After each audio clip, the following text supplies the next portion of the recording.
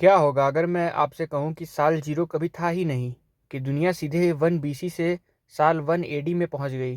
तो फिर सवाल ये है कि उस समय जब कैलेंडर 1 से शुरू हो रहा था, तो दुनिया में असल में हो क्या रहा था? चलिए आज इस टाइम मशीन में बैठकर देखते हैं कि वर्ष 1 की दुनिया। सबसे पहले यह समझते हैं कि साल 0 क्यों नहीं है। इसकी कहानी बहुत दिलचस्प है और आसान भी है। हमारा आज का कैलेंडर, जिसे हम एडी या सीई कहते हैं, असल में बहुत बाद में लगभग 525 एडी में बनाया गया था। इसे एक ईसाई साधु ने बनाया था। उसका काम ईस्ट की तारीख पता करना था और इसके लिए उसने जीसस के जन्म को आधार मानकर एक नया कैलेंडर सिस्टम शुरू किया। उस जमाने में यूरोप में जीरो या शून्य का कॉन्सेप्ट ज़्यादा इस्तेमाल नहीं होता था, इसलिए जब उन्होंने गिनती शुरू की तो जीसस के जन्म से पहले वाले साल को 1 बीसी कहा और उसके ठीक बाद वाले साल को 1 एडी कहा। बीच में जीरो के लिए कोई जगह नहीं थी, तो 1 बीसी के बाद सीधा 1 एडी आ गया। उस समय दुनिया का सबसे बड़ा सुपर पावर रोमन साम्राज्य था। सम्राट ऑगस्टस का शासन था। रोम अपने चरम पर था।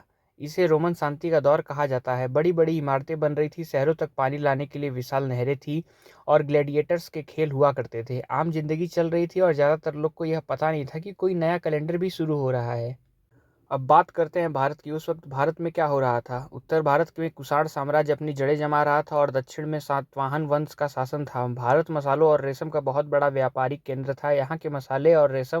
उधर चीन में हान राजवंश का सुनहरा दौर चल रहा था। उन्होंने कागज का आविष्कार कर लिया था और सिल्क रोड के जरिए उनका व्यापार रोम और भारत तक फैला हुआ था। वे दुनिया के सबसे उन्नत समाज में से एक थे।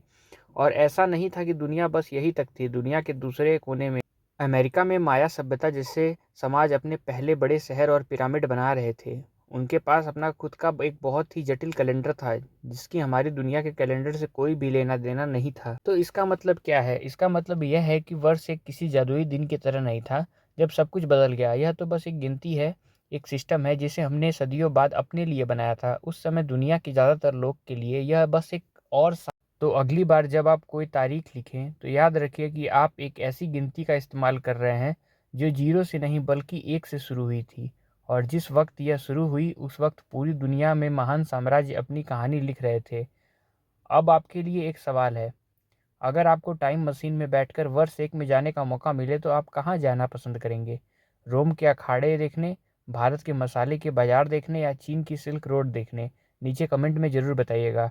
और अगर आपको कुछ नया सीखने को मिला तो इस वीडियो को लाइक करना और चैनल को सब्सक्राइब करना मत भूलना।